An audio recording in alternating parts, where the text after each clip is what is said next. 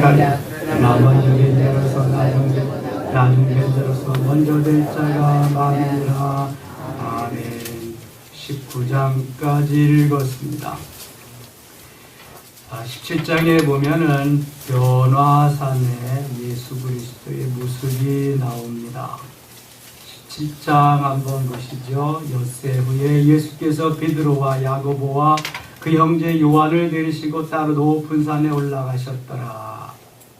엿새 후라는 말은 주의를 말하는 것입니다. 엿새 후의 은혜. 일주일 동안 우리들이 세상에서 살다가 주일날 주님 앞에 나아가서 주님과 대하며 주님께 받는 그 은혜는 대단한 것입니다.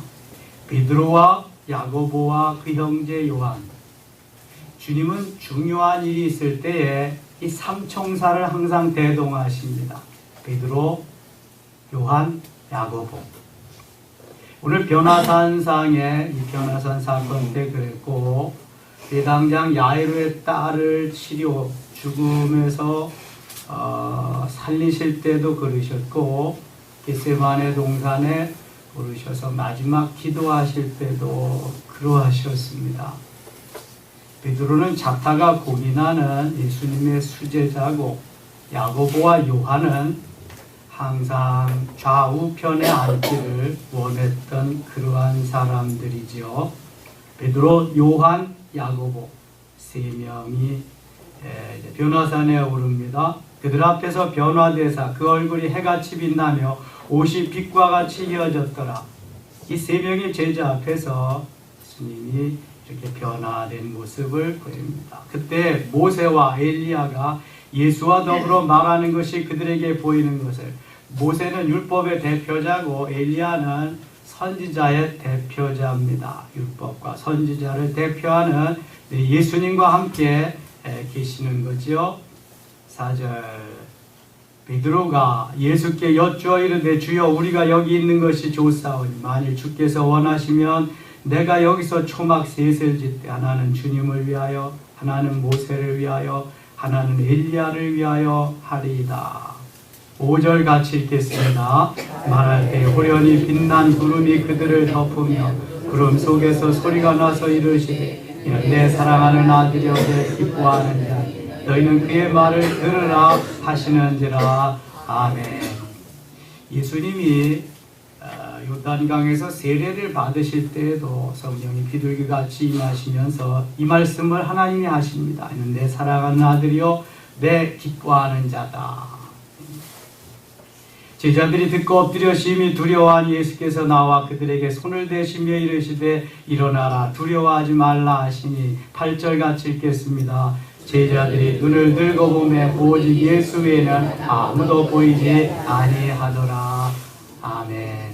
여러분 이것저것 다 보고 느끼고 좋습니다. 그러나 마지막에는 예수님만 보여야 됩니다. 돈도 좋고 재물도 좋고 자식도 좋고 명예 권력 다 좋지만 맨 마지막에는 예수님만 보여야 됩니다. 예수님만이 나의 생명, 나의 구원자, 나의 구세주, 예수님만이 나의 전부이시기 때문입니다. 다른 것, 헛것이 보이면 우리의 마음, 우리의 생각이 다시 그리로 빼앗기게 됩니다. 예수님만 보여야 됩니다. 예수 나의 생명, 예수 나의 전부, 예수 나의 모든 것. 다른 이로서는 구원을 얻을 수 없나니 천하 인간의 구원 얻을 만한 다른 이름을 우리에게 주신 일이 없음이니라. 사도행전 4장 12절 말씀입니다. 예수 밖에는 없습니다. 예수 외에는 없습니다. 그래서 성경은 예수님에 대해서 기록해 놓은 것입니다. 다른 어느 누구도 예수님을 예수님 되게 하기 위한 엑스트라의 그러한 포지션이지 다른 거 없습니다. 예수님을 말하기 위해서 다른 이들이 등장한다는 것을 늘 잊지 마세요. 언제든지 성경을 읽으면서 예수님을 발견해야 됩니다. 예수님을 보아야 됩니다. 모세가 위대하고 엘리야가 위대하지만 초막 셋을 지어도 결국은 남는 건 예수님밖에 없습니다. 예수님을 예수님 되게 하기 위해서 나타난 이들이 저들이기 때문에 그렇습니다. 예수님만 보이시기를 축원합니다. 예수님만 보여야 돼. 사업을 하던 병원을 하던 무엇을 하던 결국은 예수님만이 나의 전부이신 것입니다. 이제 제자들이 귀신 들린 아이를 고치지 못합니다. 그때에 그 아버지가 예수님 앞에 와서 이렇게 묻지요. 14절 보겠습니다. 그들이 무리에게 이르되 한 사람이 예수께 와서 굴어 엎드려 이르되 주여 내 아들을 불쌍히 여기소서. 그가 간질로 심히 고생하여 자주 불에도 넘어지며 물에도 넘어지는지라. 내가 주의 제자들에게 데리고 왔으나 능히 고치지 못하더이다. 왜 예수의 제자들이 고치지 못할까? 예수께서 대답하여 이르시되 믿음이 없고 패역한 세대여, 내가 얼마나 너희와 함께 있으며 얼마나 너에게 참으려 그를 이리로 데려오라 하시니라. 18절 같이 읽겠습니다. 이에 예수께서 꾸짖으시니 귀신이 나가고 아이가 그때부터 나으니라. 아멘. 예수님이 공생의 기간 동안 하신 세 가지 사역, 첫째 뭐라고요? 가르치시고, 둘째 전파하시고, 셋째 치유하셨다. 가르치고 전파하고 치유하신 거 잊지 마세요. 예수님 가시는 곳마다 이 일을 하셨습니다. 가르치시고 전파하시고 치유하시고, 오늘도 아이를 치유하십니다. 이때 제자들이 조용히 예수께 나와 이르되 우리는 어찌하여 쫓아내지 못하였나이까.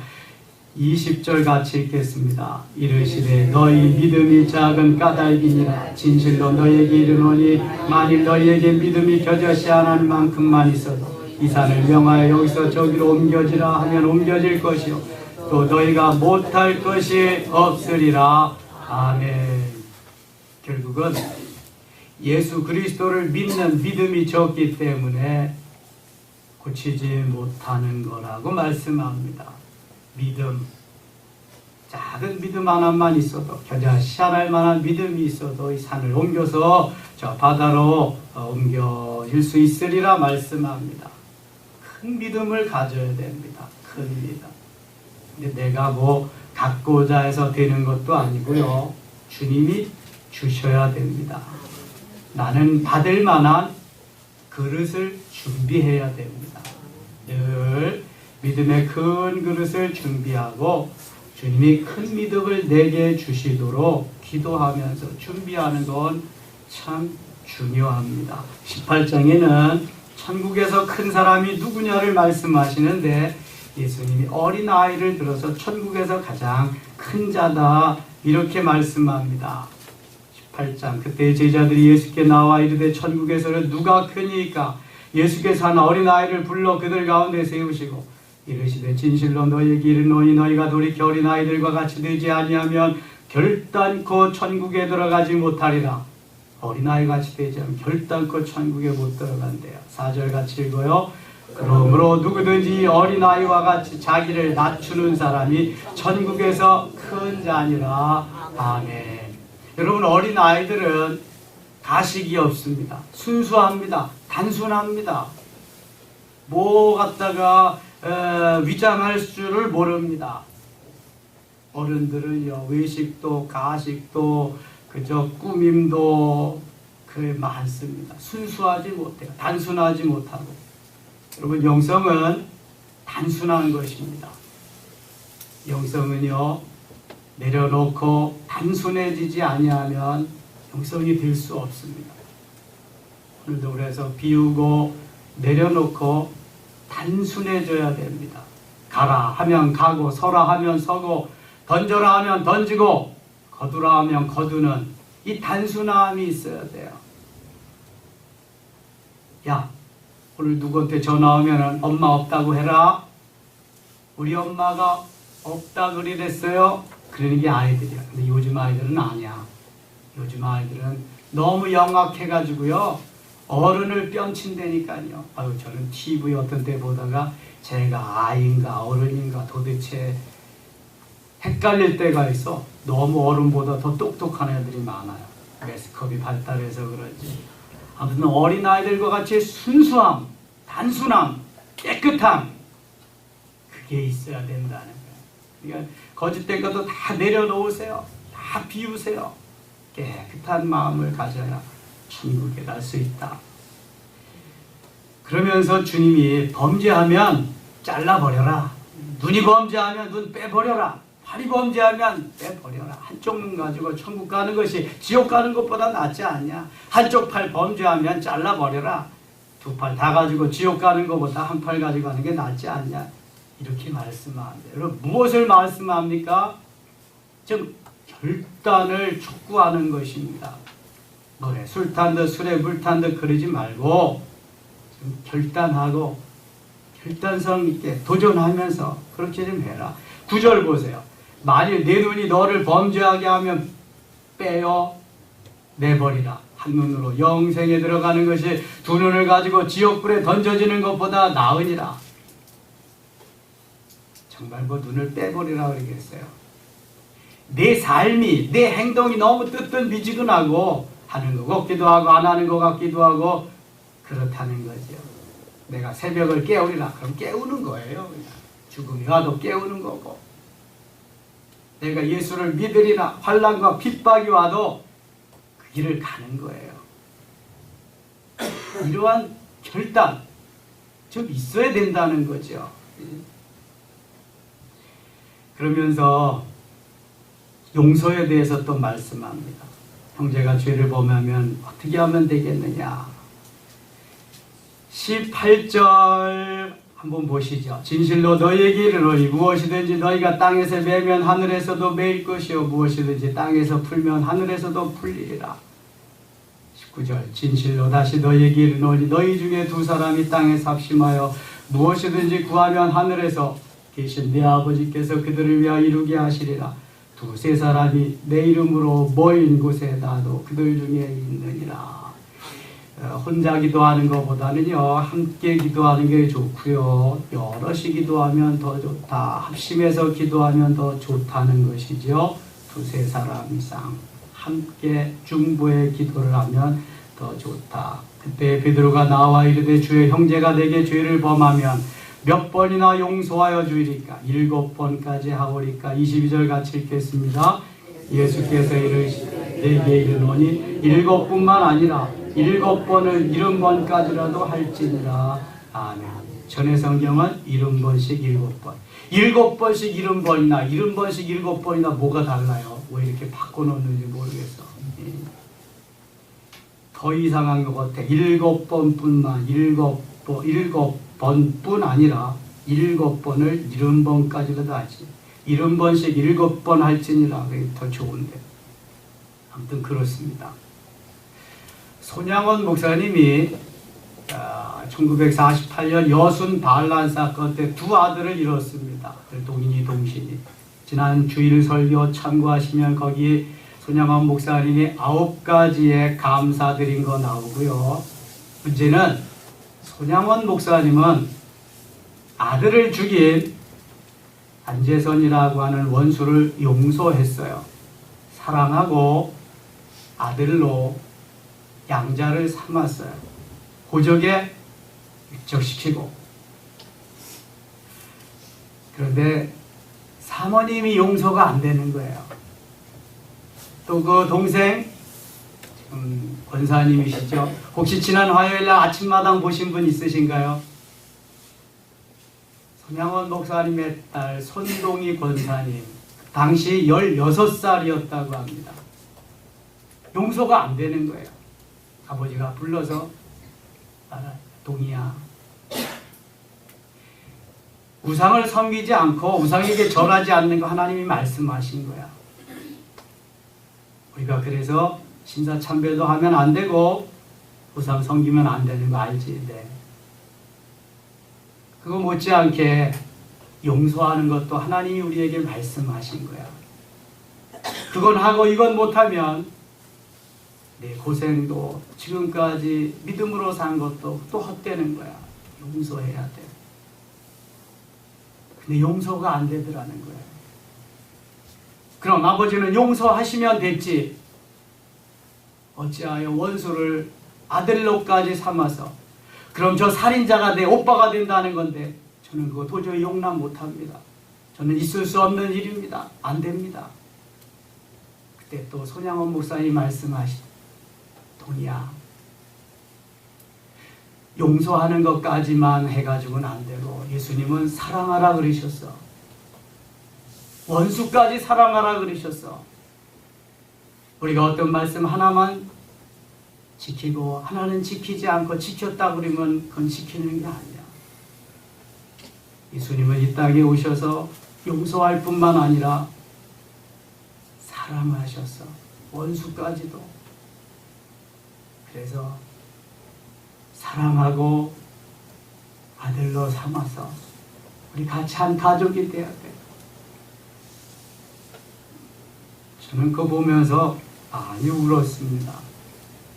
과연 그렇게 살 수 있는 사람이 누군가. 그 옆에 이뇨한 박사님이 함께 나오셨어요. 여러분, 이뇨한 박사님 누구냐 하면 여수 순천 지역의 3대째 선교사, 그러니까 아버지, 할아버지 때 그쪽에 오셔서 선교사 일을 하시면서 한국 사람보다 한국의 맛과 멋과 한국어를 더 잘 구사하시는 분, 전라도 사투리를 더 잘 쓰시는 분, 지금 연세대학교 세브란스병원의 대외협력부장으로 그렇게 하시면서 북한에도 여러 번 다녀오시고 그랬는데, 아내가 부인이 우리나라 사람입니다.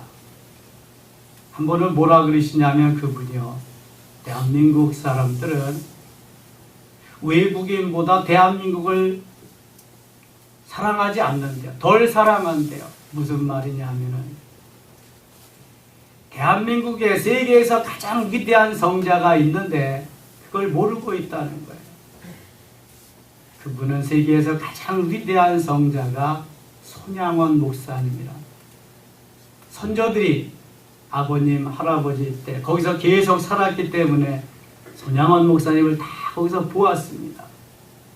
48살의 손양원 목사님, 해양원 지키시다가 북한이 다 남침에 내려왔잖아요. 모두 다 피랑 가고 다 피랑 가라는데 손 목사님은 내가 해양원 놔두고 나는 피랑 갈 수 없다. 그래서 거기서 순교했죠. 공산당들의 총에 맞아서. 우리나라에 가장 위대한 성자가 있다는 거예요. 손양원 목사님. 그걸 모른다는 거죠. 그러면 자기 아내는 한국 사람이고 자기 아이들은 미국과 한국 사람 사이에서 태어났는데 자기보다 한국을 사랑하지 않는데, 그냥 자기가 볼 때 우리 대한민국 사람들이 사랑하는 그 마음이 자기보다도 덜하다는 거예요. 성지가 예루살렘이 아니라 성지가 해양원에 여수 순천에 있다는 거예요. 여러분, 용서란 내 마음에 드는 사람만 하는 게 아니라 주님 말씀하신 것 같이 70번씩 7번이라도 해야 되고 누구에게나 주의 사랑으로 해야 되는 거고, 용서했으면 사랑으로 용납하고 받아들여야 된다는 것입니다. 그 딸 16살 때, 손동희 권사님이 16살 때 오빠 동인이 동신이가 살해되는 걸 목격했는데 눈으로 용서가 안 되더라는 거예요. 언제 용서했냐? 안재선이라는 분이 죽기 15일 무슨 암인가 뭐에 걸려가지고 거의 초췌해서 죽기 직전에 와서 하는데 그때야 받아들이고 용서했다는 거예요. 오랜 세월이 지나서 그렇게 용서가 안 되더라는 거예요. 그 손양원 목사님 가족들 중에 가장 마음 아파하는 분이 또 있잖아요. 어머니죠, 어머니. 손양원 목사님은 예수님 말씀 따라서 순종하면서 정말 그 사랑이 다가와서 용서하고 용납하고 사랑으로 아들로 삼았지만 원수를, 사모님은 그게 안 되는 거예요. 대개 우리 50년대, 60년대에는 밥상을 들고 들어와서 한 가족이 같이 식사를 하잖아요. 하루 아침 식탁을 준비해가지고 오는데 저만치 아들로 보이는 것이 아니라 아들을 죽인 원수가 보이는 거예요. 정신을 잃고 밥상을 다 떨어뜨리고 말아요. 상을 엎어버리고 말아요. 졸도하고 말아요. 사랑은 이렇게 어려운 것입니다. 용서도 어려운 거고요. 근데 주님이 우리를 용서하시고 사랑하셨 70번씩 7번이라도 하라고 하는 그것은 엄청난 거죠. 끝까지 사랑하고 끝까지 용서하라는 것입니다. 여러분, 용서합시다. 그리고 사랑합시다. 이것이 주님의 가르침입니다. 사랑의 원자탄보다 더 아주 세부적으로 더 리얼하게 이번에 다큐멘터리가 나온다고 합니다. 영화가. 그 사랑 또 뭐 하나 들어있는데 제가 잊어버렸어요. 그거 나오시면 꼭 보십시오. 손양원 목사님의 그 사랑의 원자탄 후속편 19장 16절 이후에는 한 청년이 마가복음엔 유대인의 관원이라고 나오는데 여기는 한 청년이 와서 예수님께 어떻게 해야 영생을 얻을 수 있습니까? 묻습니다. 예수님이 내가 생명에 들어가려면 계명을 지켜라 그랬더니 이 청년이 이런 계명들은 다 지켰습니다 그럽니다. 그럼 제가 무엇이 부족합니까? 내가 부족한 것이 하나 있다. 내가 있는 재산을 다 팔아서 가난한 자들에게 나눠주어라. 그리고 나를 따르라 말씀하십니다. 21절 같이 읽겠습니다. 19장 21절 예수께서 이르시되 내가 온전하고자 할진대 가서 내 소유를 팔아 가난한 자들에게 주라. 그리하면 하늘에서 보화가 내게 있으리라. 그리고 와서 나를 따르라 하시니 그 청년이 재물이 많음으로 이 말씀을 듣고 근심하여 가니라. 이 그 마가복음에 가면 누가복음 18장에 또 가면은요 심히 근심하며가 아니라 이렇게 말씀합니다. 계명은 다 지켰는데 너 있는 거 좀 팔아서 가난한 사람에게 좀 나눠줘라. 공유 좀 해라. 함께 더불어 좀 살아라. 부자인 거로 재물이 많은 거로 심히 고민하며 돌아갔다. 그런데 초대교회 안토니오라고 하는 사람은 그 청년은 이 말씀을 듣는 순간 가슴에 탁 가서 박혔습니다. 그래 이것이 어차피 내 것이 아니다. 나는 이 땅에 올 때 실오라기 하나 걸치지 않고 왔는데 이건 내 것이 아니다. 다 팔아서 가난한 자들에게 나눠주었습니다. 그리고 수도원에 갔습니다. 성 안토니오가 됐습니다. 여러분 어떤 것을 선택하느냐는 대단히 중요한 것입니다. 재물과 함께 있으면 재물과 함께 망합니다. 이때 제자들이 말합니다. 그럼 누가 구원을 얻을 수 있겠느냐? 그랬더니 26절에 예수께서 그들을 보시며 이르시되 사람으로는 할 수 없으나 하나님으로서는 다 하실 수 있는 하나님은 하실 수 있다. 걱정하지 마라. 너는 순종하고 하나님 말씀에 입각한 삶을 살면 되는 걱정하지 마라. 그래서 예수님께서 이렇게 말씀하셔요. 29절 30절 같이 읽겠습니다. 또 내 이름을 위하여 집이나 형제나 자매나 부모나 자식이나 전토를 벌인 자마다 여러 배를 받고 또 영생을 상속하리라. 그러나 먼저 된 자로서 나중되고 나중된 자로서 먼저 될 자가 많으니라. 아멘. 누가복음 18장에는 100배를 받고 100배를 받고 버리는 것이 아니라 없어지는 것이 아니라 하나님은 금세에 100배까지 약속하십니다. 내 그릇이 작아서 그렇지 주님은 더 많이 풍성하게 엄청나게 주기를 원하시는 분입니다.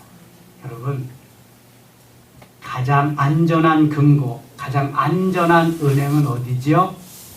하늘 창고입니다. 하늘 금고입니다. 주식 하지 마세요. 돈놀이 하지 마세요. 개 하지 마세요. 후회합니다. 주님이 기뻐하시지 않습니다.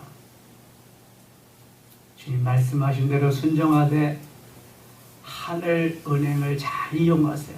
하늘 보물 창고를 잘 활용하세요. 상급이 큽니다. 놀라운 은혜가 있습니다. 역사가 일어납니다. 기도합니다. 하나님 아버지, 오늘 하루도 우리가 말씀 부여잡고 출발합니다. 주님밖에 없습니다. 주님만 보이게 하시고 주님만 나타나게 하시고 오늘도 사랑하게 하소서. 주의 사랑으로 사랑하며 주님 말씀대로 순종하며 승리케 하소서. 오늘 목요 영성에 은혜 받을 만한 분들 보내시고 영성으로 잘 덧입혀져서 날마다 승리하는 삶을 살게 하여 주시옵소서. 가는 곳마다 하는 일마다 일일이 간섭하시며 도우시고 은혜 주시기를 원하옵고 예수님 이름으로 기도드리옵나이다. 아멘. 주여 한번 부르고